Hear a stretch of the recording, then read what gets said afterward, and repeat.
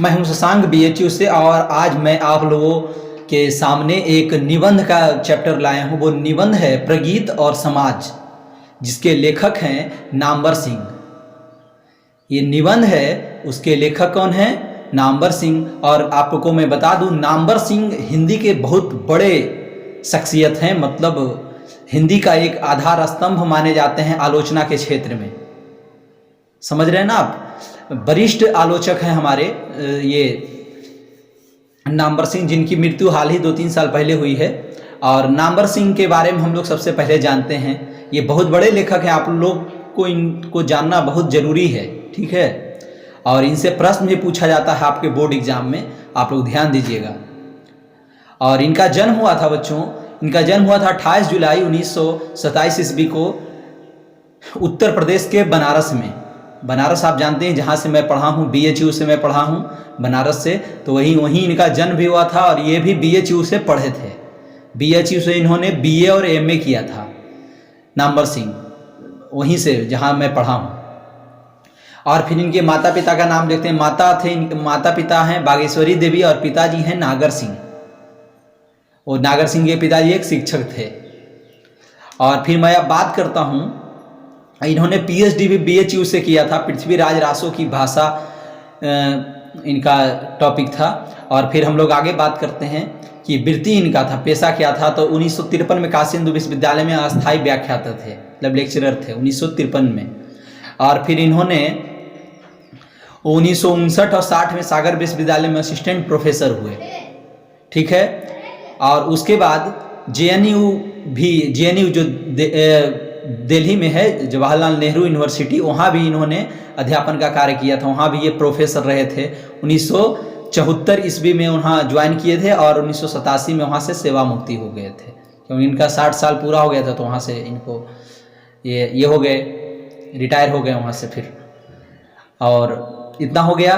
फिर हम लोग अब बात करते हैं, इनको कुछ सम्मान मिला था। इनका सम्मान था, मतलब पुरस्कार इन्हें मिला था 1971 ईस्वी में। कविता के नए प्रतिमान पे इन्हें साहित्य अकादमी पुरस्कार मिला था। ये क्वेश्चन आपके एग्जाम में पूछा जाएगा, एकदम इम्पोर्टेंट प्रश्न है ये, कि नामवर सिंह को किस रचना पे साहित्य अकादमी पुरस्कार मिला था। तो आप आंसर बताएंगे कविता के नए प्रतिमान पे, ओके?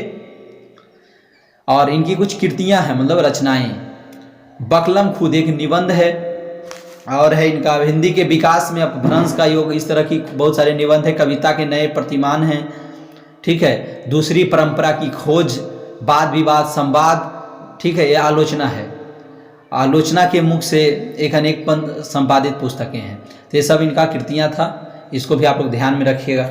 और हम लोग अब सीधा चलते हैं बच्चों चैप्टर पे। ज़्यादा यहाँ पे ज्ञान देने का कोई मतलब है नहीं, उतना ही समझिए जितना आपको एग्जाम में पूछा जा रहा है, ओके? हाँ, तो अब हम लोग बात करते हैं प्रगीत और समाज। अब निबंध है प्रगीत और समाज। तो देखिए, ये जो निबंध है बच्चों, आप लोग पहले ध्यान दीजिएगा, ये निबंध कहाँ से लिया गया है।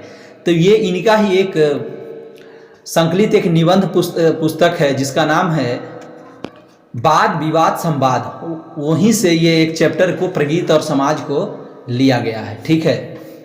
इसमें मुख्यतः ये बताया गया है कि काव्य में जो ऐतिहासिकता और सामाजिक की बातें जो भी कविताओं में आती है, उस पर मुख्य रूप से इन्होंने आलोचना किया है, प्रकाश डाला है निबंध के माध्यम से, ठीक है?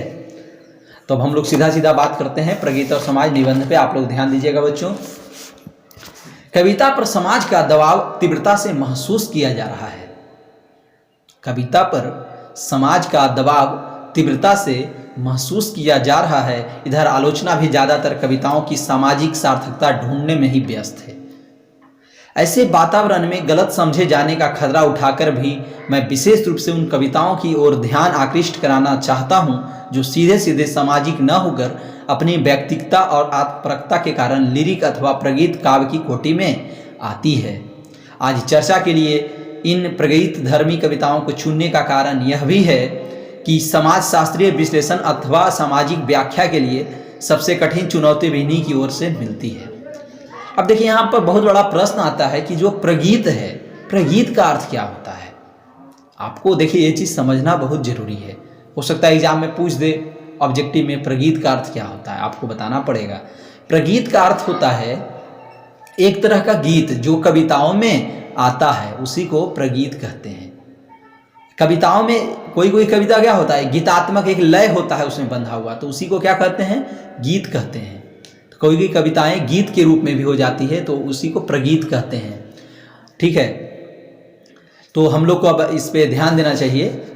और देखिए चैप्टर थोड़ा सा बोरिंग है, आप लोग मेरे अनुसार नहीं, आप लोगों को बोरिंग लगेगा, पर मैं आपको बोरिंग लगने नहीं दूंगा। आप लोग ध्यान से समझिएगा हमारे साथ, तो आपको बोरिंग नहीं लगेगा। बहुत इंटरेस्टिंग टॉपिक है, ये निबंध है, इसमें नामवर सिंह खुद लिखा है। समझिए हम जो पढ़ रहे हैं नामवर सिंह स्वयं पढ़ रहे हैं, समझिए नामवर सिंह का लिखा हुआ है, बहुत बड़े हिंदी के आलोचक हैं। हाँ, अब बात करते हैं अगला पैराग्राफ में। कविता में जहाँ तक सामाजिक यथार्थ और व्यापक जीवन के चित्रण का प्रश्न है, सामान्यतः दृष्टि प्रबंध काव्य और लंबी कविताओं की ओर ही जाती है। कहा जाता है कि कविता में जहाँ तक सामाजिक यथार्थ, यथार्थ मतलब होता है सच्चाई, वास्तविकता। कविता में जहाँ तक सामाजिक यथार्थ और व्यापक जीवन के चित्रण का प्रश्न है, सामान्यतः दृष्टि प्रबंध काव्य और लंबी कविताओं की ओर ही जाती है। प्रगीत धर्मी कविताएं न तो सामाजिक यथार्थ को अभिव्यक्ति के लिए पर्याप्त समझी जाती है, न उसमें इसकी अपेक्षा की जाती है। कहा जाता है प्रबंध काव्य क्या होता है, फिर लंबी कविता क्या होता है। कुछ कविताएं लंबी होती है और फिर प्रबंध काव्य है। प्रबंध काव्य में पूरी कहानी, कथा वस्तु पूरी की पूरी एक लिंक के अनुसार आता है, स्टेप बाय स्टेप आते जाता है, एक लिंक बंधा होता है पूरा प्रबंध काव्य। और लंबी कविता जो कविताएं बहुत लंबी होती है, समझ रहे हैं ना, तो यही हो। जैसे देखिए एक है निराला की है राम की शक्ति पूजा, मुक्ति अंधेरे में है मुक्ति बोध का, तो ये सब लंबी कविताएं होती हैं। ये सब रचनाकार हैं कि मुक्ति बोध और निराला, सूर्यकांत त्रिपाठी निराला, तो इन लोगों की कविताएं कुछ कविताएं बहुत लंबी मिलती है। हाँ, प्रगीत धर्मी कविताएं न तो सामाजिक यथार्थ को अभिव्यक्ति के लिए पर्याप्त समझी जाती है, न उसमें इसकी अपेक्षा की जाती है, क्योंकि सामान्य समझ के अनुसार वे अंततः नितांत व्यक्तिगत और आत्मपरक अनुभूतियों की अभिव्यक्ति मात्र है। स्वयं आचार्य रामचंद्र शुक्ल के काव्य सिद्धांत के आदर्श भी प्रबंध काव्य ही थे। तो इनका काव्य सिद्धांत कौन, आचार्य रामचंद्र शुक्ल, ये भी बहुत बड़े आलोचक हैं हिंदी के। उन्हीं की गुरु शिष्य की परंपरा में ये चले हैं, कौन, नामवर सिंह, समझ रहे हैं। ये ऐसे तो ये हजारी प्रसाद द्विवेदी का ये शिष्य रहे हैं, क्योंकि प्रबंध काव्य में मानव जीवन का एक पूर्ण दृश्य होता है। सूर सागर भी उन्हें इसलिए परिसीमित लगा क्योंकि वह गीति काव्य है। आधुनिक कविता से उन्हें शिकायत भी इसलिए थी कि कला की पुकार के कारण यूरोप में प्रगीत मतलब लिरिक्स, अभी बताए ना, का ही चलन अधिक देखकर यहाँ भी उसी का जमाना, यह बताकर कहा जाने लगा कि अब ऐसी लंबी कविताएं पढ़ने की किसी को फुर्सत कहाँ, जिनमें कुछ इतिवृत्त प्रगीत मुक्तकों में ही संभव है। हाँ, इतिवृत्त भी मिला रहता है। अब तो विशुद्ध काव्य की सामग्री जुटाकर सामने रख देनी चाहिए, जो छोटे छोटे प्रगीत मुक्तकों में ही संभव है। कहा जा रहा है कि जो लंबी लंबी कविताएं होती है, वो कविताएं पढ़ने की अब किसको फुर्सत है। अब आप ही के सामने अगर कोई लंबी बहुत बड़ी 5-7 मतलब 2-3 पेज की अगर कविता आती है, आपको पढ़ने में मजा लगता है, नहीं मन लगता। अब है क्या, छोटी छोटी कविताएं होनी चाहिए, शायरी के रूप में कविताएं होना चाहिए, गजल के रूप में होना चाहिए, वो सब चीज़ें आप लोगों को बहुत पसंद पड़ती है ना। यही बातें हैं, वही यहाँ भी कहा जा रहा है। अब तो विशुद्ध काव्य की सामग्री जुटाकर सामने रख देनी चाहिए, जो छोटे छोटे प्रगीत मुक्तकों में ही संभव है। इस प्रकार काव्य में जीवन की अनेक परिस्थितियों की ओर ले जाने वाली प्रसंगों या आख्यानों की उद्भावना बंद सी हो गई। इसलिए जो ही प्रसाद की शेर सिंह का शस्त्र समर्पण, पेशोला की प्रतिध्वनि, प्रलय की छाया तथा कामायनी और निराला की राम की शक्ति पूजा तथा तुलसीदास जैसे आख्यानक काव्य सामने आए तो आचार्य रामचंद्र शुक्ल ने संतोष व्यक्त किया। कहने का मतलब है कि कुछ जो कवि हैं से जयशंकर प्रसाद हैं, इनकी एक कविता है शेर सिंह का शस्त्र समर्पण, पेशोला की प्रतिध्वनि, प्रलय की छाया, फिर कामायनी, निराला की राम की शक्ति पूजा तथा तुलसीदास जैसे आख्यानक काव्य सामने आए तो आचार्य रामचंद्र शुक्ल ने संतोष व्यक्त किया। समझ गए। पहले इनकी बहुत सारी कविताएं लंबी लंबी होती थी तो उनको थोड़ा ये लगता, फिर लगा कि अरे हमारे समय के भी तो कुछ कवि बड़े बड़े कविताएं लिखने लगे, तो इनको थोड़ा सा संतोष मिलने लगा कि अब इस तरह की कविताएं लिखी जा सकती है। अब आगे है अगला पैराग्राफ। स्वीकार करना चाहता हूं कि 15 वर्ष पहले कविता के नए प्रतिमान में कविता के प्रतिमान को व्यापकता प्रदान करने के लिए जब मैंने मुक्ति बोध की लंबी कविताओं जैसी वस्तुपरक नाट्य धर्मी कविताओं को भी विचार की सीमा में ले आने के लिए आग्रह किया था, तो आत्मपरक प्रगीत धर्मी छोटी कविताओं में निहित सामाजिक सार्थकता की संभावनाओं का पूरा पूरा एहसास न था। लेकिन इस बात में न तो तब संदेह था और न अब संदेह है कि नई कविता के अंदर आत्मपरक कविताओं की ऐसी प्रबल प्रवृत्ति थी। कहने का मतलब है जब ये लिखे थे कविता के नए प्रतिमान कौन, नामवर सिंह तो ही कर रहे हैं। उसमें मैं बहुत सारी चीज़ों का बातों पे मैं चर्चा किया हूँ, जैसे मुक्तिबोध की लंबी कविताएं हैं उस पर मैं चर्चा किया हूँ। हाँ, अब आगे है बच्चों, आप लोग ध्यान दीजिएगा। या तो समाज है, या तो समाज निरपेक्ष थी या फिर जिसकी सामाजिक अर्थवत्ता सीमित थी, इसलिए इन सीमित अर्थ भूमि वाली कविताओं के आधार पर निमित्त एकांगी एवं अपर्याप्त काव्य सिद्धांत के दायरे को तोड़कर एक व्यापक काव्य सिद्धांत की स्थापना के लिए मुक्तिबोध की कविताओं का समावेश ऐतिहासिक आवश्यकता थी। किंतु इनके बाद भी ऐसी अनेक आत्मपरक प्रगीत धर्मी छोटी कविताएं बची रहती है, अपनी सामाजिक अर्थवत्ता के कारण उस काव्य सिद्धांत को व्यापक बनाने में समर्थ है। अब अगला पैराग्राफ है, इस दिशा में पुनर्विचार के लिए सच पूछिए तो मुझे सबसे पहले प्रेरणा स्वयं मुक्तिबोध के काव्य से ही मिली। कौन कर रहे हैं? ये नामवर सिंह इस बात को कह रहे हैं कि हमको सबसे पहले प्रेरणा किनसे मिला? मुक्तिबोध के काव्यों से मिला, उनकी कविताओं से मिला। मुक्तिबोध ने सिर्फ लंबी कविताएं ही नहीं लिखी, उनकी अनेक कविताएं छोटी भी और छोटी होने के बावजूद लंबी कविताओं से किसी कदर कम सार्थक नहीं है। वे कविताएं अपने रचना विन्यास में प्रगीत धर्मी है, किसी किसी के मत में तो नाटकीय रूप के बावजूद मुक्तिबोध की आत्मपरक है।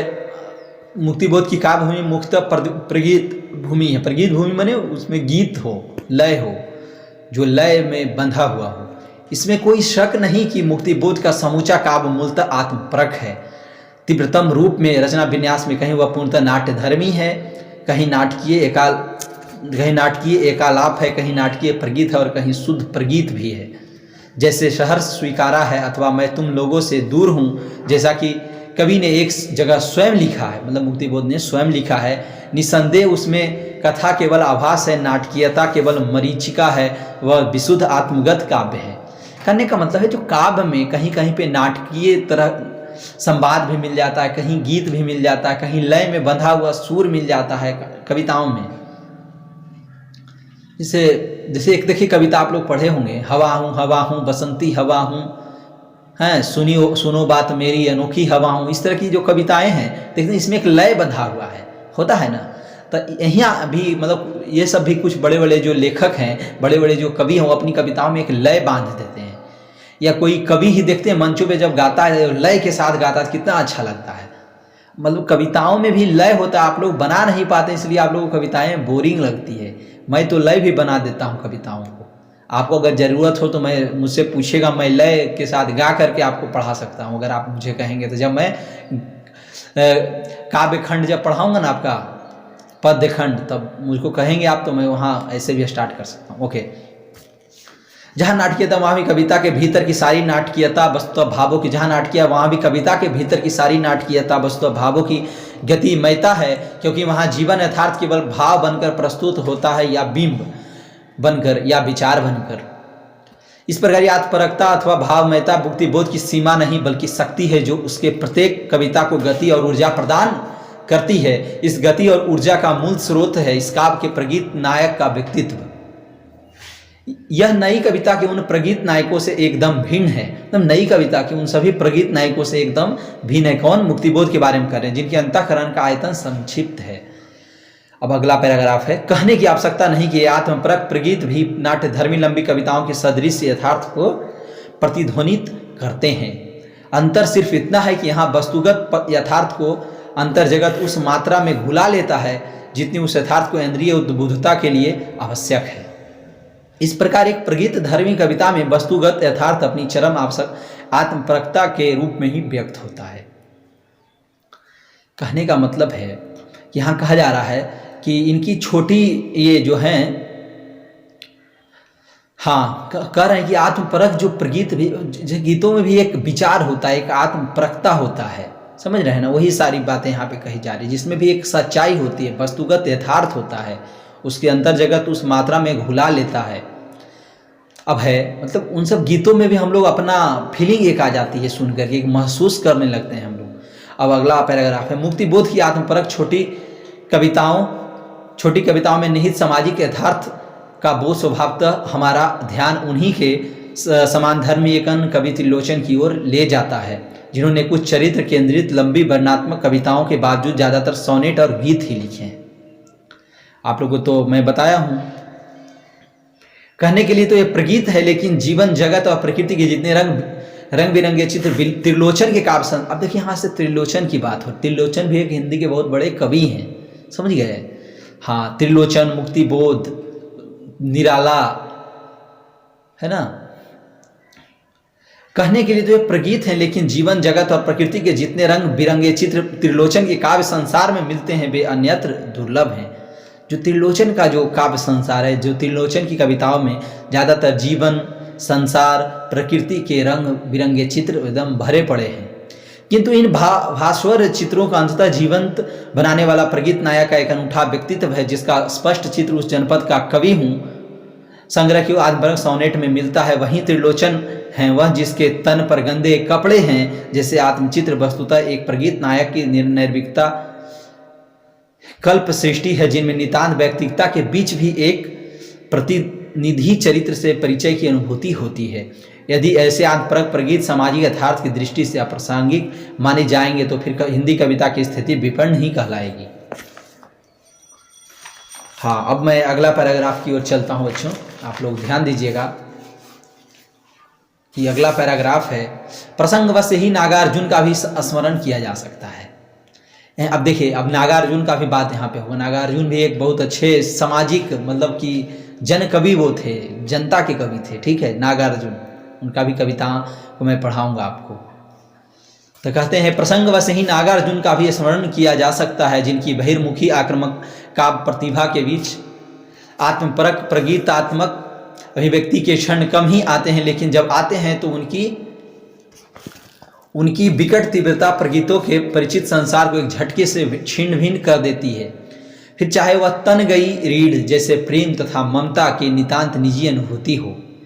तन गई रीढ़ इनके बारे में कहा जा रहा है, नितांत निजी अनुभूति हो, चाहे जेल के सिंघचों से सिर टिकाए चलने वाला अनुचिंतन और अनुताप। नागार्जुन के काव्य संसार के प्रगीत नायक का निष्कवच फक्कड़ व्यक्तित्व उनके प्रगीतों को विशिष्ट रंग तो देता ही है, निश्चित सामाजिक अर्थ भी ध्वनित करता है।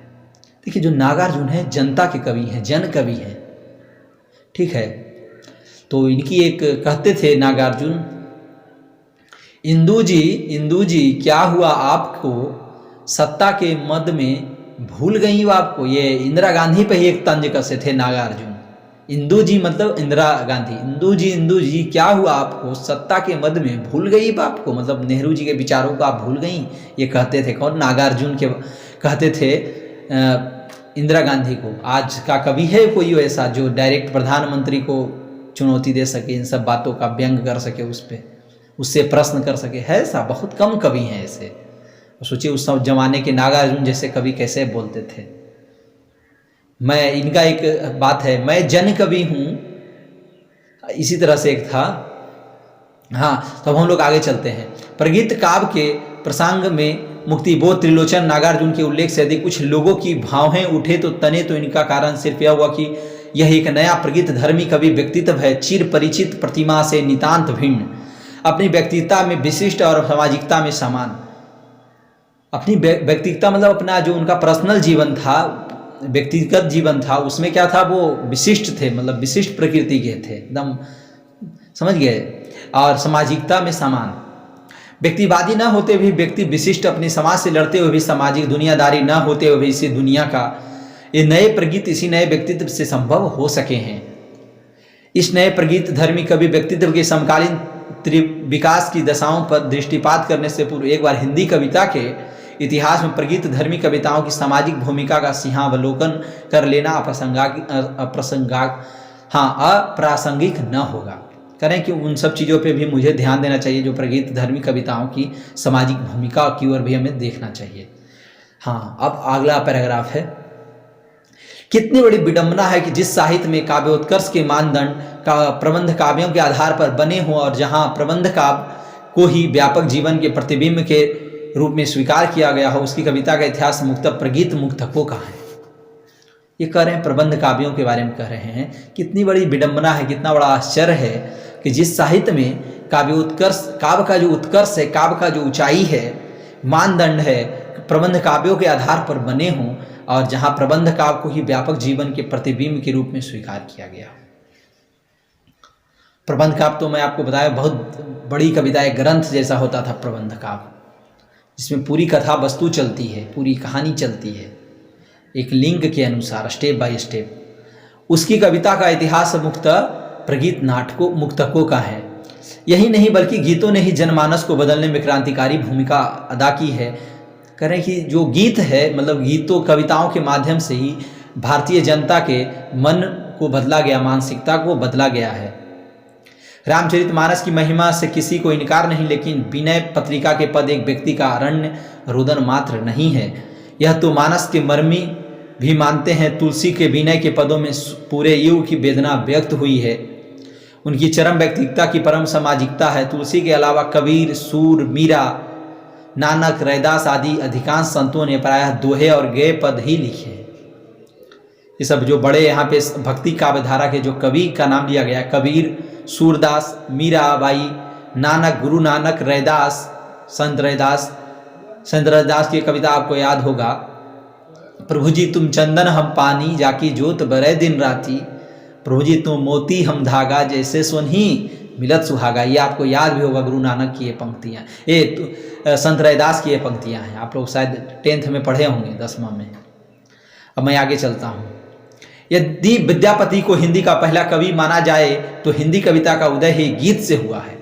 अगर विद्यापति को हिंदी का पहला कवि माना जाता है, वो आदिकाल के कवि हैं, तो कहा जाता है कि इसका मतलब वो गीत लिखते थे, तो गीत से हुआ है हिंदी का जन्म, जिसका विकास आगे चलकर संतों और भक्तों की वाणी में हुआ। गीतों के साथ हिंदी कविता का उदय कोई सामान्य घटना नहीं, बल्कि एक नई प्रगीतात्मक के विस्फोट का ऐतिहासिक क्षण है, जिसके धमाके से मध्ययुगीन भारतीय समाज की रूढ़ी जर्जर दीवारें हिल उठी, साथ ही जिसकी माधुरी सामान्य जन के लिए संजीवनी सिद्ध हुई।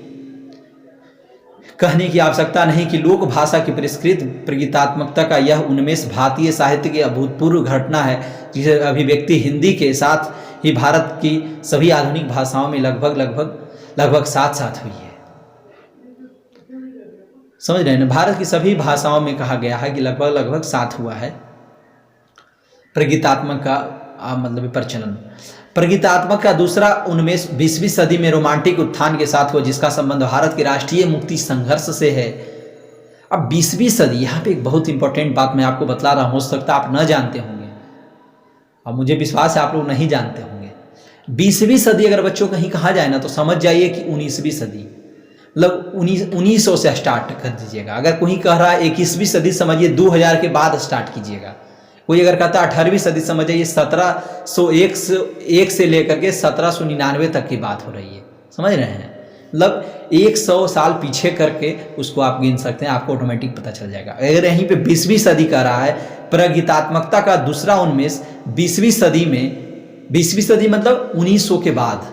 समझ रहे हैं? 20वीं सदी मैंने ये नहीं कि 2000 के बाद, 1900 के बाद। 1900 मतलब 1901 से लेकर के 1999 तक की बात हो रही है। 1901 की बात हो रही है 20वीं सदी मतलब। 21वीं सदी मतलब 2001 के बाद की जो तारीखें हैं उसके बारे में कहा जाता है, वही है। मैं आपको समझा दूँ, थोड़ा सा समय लगता है, बोरिंग लग रहा होगा, पर अब मैं क्या करूँ, ये चैप्टर को भी समझाना मुझे ज़रूरी है आप लोगों के लिए, है ना? क्योंकि मैं आपके साथ काम करता हूँ बच्चों, और आपको आप भविष्य का मुझे चिंता, इसलिए थोड़ा बोरिंग भी कहीं कहीं सही होता है आपके भविष्य के लिए, समझे ना? रात में पढ़ना कितना बोरिंग होता है, पढ़ना ही बोरिंग होता है, पर उसका अगर पढ़ लेते हैं अच्छे से, कितना अच्छा नंबर आता है, आप सफल हो सकते हैं, आप जॉब पा सकते हैं, आपका जीवन सही हो सकता है ना। कुछ कभी कभी बोरिंग चीज़ें भी आपको कुछ अच्छा दिला सकता है, और कभी कभी इंटरेस्टिंग चीज़ आपको डुबा भी सकता है, पतन की ओर भी ले जा सकता है। समझ रहे हैं ना? आपको मैच देखना कितना अच्छा लगता है, पर कोई फ़ायदा उससे कुछ नहीं, पर देखते हैं लोग। क्रिकेट खेलना कितना अच्छा, कोई फ़ायदा नहीं है। तो चलिए हम लोग अब बात करते हैं। हाँ, तो आगे है जिसका संबंध भारत के राष्ट्रीय मुक्ति संघर्ष से है। भक्ति काव्य से भिन्न इस रोमांटिक प्रगीता के मूल में एक नया व्यक्तिवाद है, जहाँ समाज के बहिष्कार के द्वारा ही व्यक्ति अपनी सामाजिकता प्रमाणित करता है। इन रोमांटिक प्रगीतों में भक्ति काव्य जैसे तन्मयता भले न हो, किंतु आत्मीयता और इंद्रियता कहीं अधिक है। उल्लेखनीय है कि इन दौरान सीधे सीधे राष्ट्रीयता संबंधी विचारों तथा भावों को काव्य रूप देने वाले, हाँ अब मैं आगे पढ़ रहा हूँ आपके लिए, काव्य रूप देने वाले मैथिली शरण गुप्त जैसे राष्ट्रकवि भी हुए और अधिकांशतः उन्होंने प्रबंध काव्य ही लिखे, जिन्हें समय ज़्यादा सामाजिक माना गया। लेकिन प्रबुद्ध जनों को जल्द ही सच्चाई का एहसास हो गया कि असामाजिक प्रतीत होने वाले रोमांटिक प्रगीत उस युग की चेतना को कहीं अधिक गहराई से वाणी देते थे और उनकी असामाजिकता में ही सच्ची सामाजिकता थी। हाँ, मैथिली शरण गुप्त के बारे में कहा जा रहा है कि वो भी 19वीं सदी के आदमी थे और वो क्या लिखते थे, मतलब प्रबंध काव्य उन्होंने ज़्यादा लिखा था, उसमें कुछ खंड काव्य भी था। आलोचना की दृष्टि में सच्चे अर्थों में प्रगीतात्मकता का आरंभ ही है, जिसका आधार है समाज की विरुद्ध व्यक्ति। इस प्रकार प्रगीतात्मकता का अर्थ हुआ एकांत संगीत। प्रगीतात्मकता का अर्थ क्या हुआ? एकांत संगीत अथवा अकेले कंठ की पुकार। ये याद रखिएगा, पूछा जाएगा आपका ऑब्जेक्टिव में कि प्रगीतात्मकता का अर्थ क्या होता है। तो एकांत संगीत अथवा अकेले कंठ की पुकार। प्रगीतात्मकता का यह धारणा इतनी बद्धमूल हो गई है कि आज भी प्रगीत के रूप में प्राय उसी कविता को स्वीकार किया जाता है जो नितांत व्यक्तिगत और आत्मपरक हो चुकी। इस प्रकार के व्यक्तिवाद को जन्म देने वाली औद्योगिक पूंजीवादी समाज व्यवस्था समाप्त होने के जगह और भी विकसित हो रही है। इसलिए फिलहाल प्रगीत कविता की मानसिक धारणा से छुटकारा संभव नहीं है। निश्चय इस स्थिति में कुछ परिवर्तन घटित हुआ है। मूलतः फलतः कवि की मानसिकता भी बदली है। व्यक्ति बनाम समाज जैसे सरल द्वंद्व का व्यक्ति बनाम मतलब व्यक्ति का संघर्ष किसके साथ, लड़ाई किसके साथ है? समाज के साथ। जैसे सरल द्वंद्व का स्थान समाज अपने अंदर विरोध ने ले लिया है। व्यक्तिवाद उतना आश्वस्त नहीं रहा। स्वयं का व्यक्ति के अंदर में अंतर संघर्ष पैदा हुआ है। अरे व्यक्ति के अंदर भी एक संघर्ष होता है। उसी के बारे में विद्रोह का स्थान आत्म विडंबना ने ले लिया है। इस प्रकार प्रगीतात्मकता विडंबनाग्रस्त हुई और उसके रचना विन्यास में पेचीदगी आई। आत्मपरकता कदाचित और बढ़ी। इसके साथ ही आत्मेतर का दबाव भी तथा कथित नई कविता के प्रगीतात्मक में आए नए नए मोड़ों और मड़ोरों को इसी आलोचक से समझा जा सकता है। कह रहे हैं कि जो नई कविता आया उसमें भी बहुत तरह की चीज़ें बदली, बहुत जगह मोड़ आया। समझ रहे हैं? नए कविता मतलब जो नए लेखक आए 1950 के बाद की बात हो रही है। मतलब समझ आइए 19वीं सदी को लेकर के आप सीधा चलिए। इस प्रसंग में मुझे शमशेर जी की 1941 की लिखी एक कविता याद आ रही है, जिस संयोग से उन दिनों काशी के एक शाम उन्हीं के मुख से सुनने का सौभाग्य प्राप्त हुआ। शमशेर बहादुर सिंह एक बहुत बड़े कवि हैं बाबू, आप लोग याद रखिएगा इन चीज़ों को। कविता इस प्रकार है। लेकर सीधा नारा कौन पुकारा, अंतिम आशाओं की संध्याओं से पलके डूबी ही सी थी, पर अभी नहीं कोई सुनता सा था मुझे कहीं। पर किसने यह सातों सागर के पार एकांकीपन से ही मानो हार। एकांकी उठ मुझे पुकारा कई बार, मैं समाज तो नहीं न मैं कुल, जीवन कण समूह में हूं मैं केवल एक कण, कौन सहारा मेरा कौन सहारा। ये शमशेर बहादुर सिंह की कविता है जो काशी में ही पढ़ा गया था, मतलब बनारस में ही। बनारस का ही पुराना नाम काशी है। आज दोबारा इस कविता को पढ़ते हुए मुझे थियोडोर एंडोनो का एक वाक्य याद आ रहा है। नामवर सिंह कर रहे हैं इस बात को, जिसका भाव यह है कि कविता जो कुछ कह रही है उसे सिर्फ वही समझ सकता है जो उसके एकांकीपन में मानवता की आवाज़ सुन सकता है। मैं इस कविता की व्याख्या करने का साहस न करूंगा, लेकिन यहाँ समाज के उस दबाव को भी महसूस किया जा सकता है और अपने अकेले होने की विडंबना को भी। इस जो अभी कविता में पढ़ा, इसमें एक अकेलापन का एक आवाज़ है। आवाज़ मतलब अकेलापन का भाव है, समझ रहे? वही बात है। और यही वे बिंदु हैं जो इस कविता की निराशा को बच्चन जैसे कवियों की सरल सपाट निराशा से अलग करते हुए गहरी सामाजिक सच्चाई को व्यक्त करते हैं। बच्चन जी, हाँ, बच्चन मतलब हरिवंश राय बच्चन।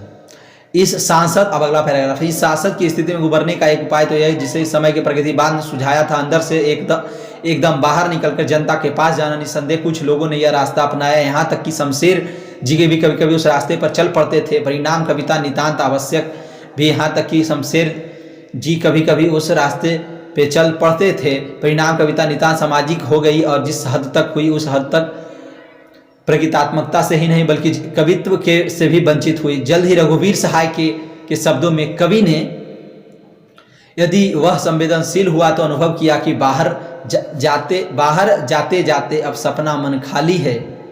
इस अनुभव के बाद या तो फिर वही अंतर्गुहावास या फिर आत्मसंघर्ष। नई कविता के अनेक कवियों ने अंतर्गुहावास का रास्ता अपनाया और मुक्तिबोध या तो अपनाया, तो मुक्तिबोध ने आत्मसंघर्ष का, जो मुक्तिबोध जो कवि आत्मसंघर्ष का रास्ता अपनाया था। कुछ लोग अंतर्गुहतावास कर लिए थे, मतलब अपने आप में ही घुलने मिलने लगे थे। कहने का मतलब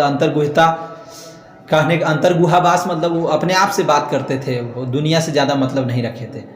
नई कविता के अनेक कवियों ने अंतर्गुहावास का रास्ता मतलब मुक्तिबोध संघर्ष का, जो उन्हें प्रायः बहिर्संघर्ष में भी झोंकता रहा। एक में प्रगीतात्मकता सीमित हुई तो दूसरे में प्रगीतात्मक कुछ नए आयाम उद्घटित हुए।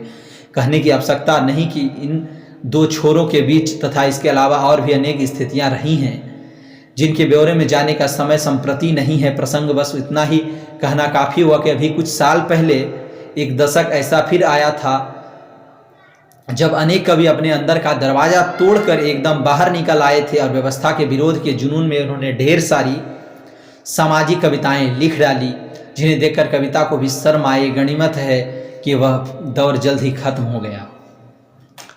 अब देखिए, मैं अगला पैराग्राफ को बताता हूँ। पिछले 5 वर्ष से हिंदी कविता के वातावरण में फिर कुछ परिवर्तन के लक्षण दिखाई पड़ रहे हैं।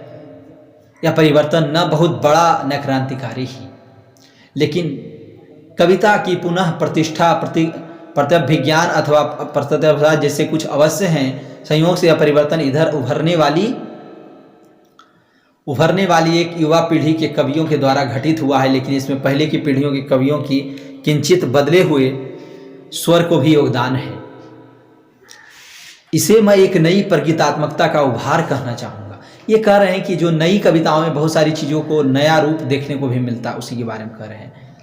तो ये कहते हैं, मैं एक नई प्रगीतात्मकता का उभार कहना चाहूँगा। आज कवि को न तो अपने अंदर झाँक कर देखने में संकोच है, न बाहर के यथार्थ का सामना करने में कोई हिचक है। वही कह रहे हैं ये कि कवि को आज नहीं अपने अंदर की झाँकने के लिए उनको संकोच है, नहीं बाहर देखने के लिए झिझक है। बाहर मतलब लोगों की संघर्षों को, लोगों के परेशानियों को देखने में। अंदर न तो किसी असंदिग्ध विश्व दृष्टि का मजबूत खूंटा गाड़ने की जिद है और न बाहर व्यवस्था को एक विराट पहाड़ के रूप में आंकने की हवस। बाहर छोटी से छोटी घटना, स्थिति, वस्तु आदि पर नजर है और कोशिश उसे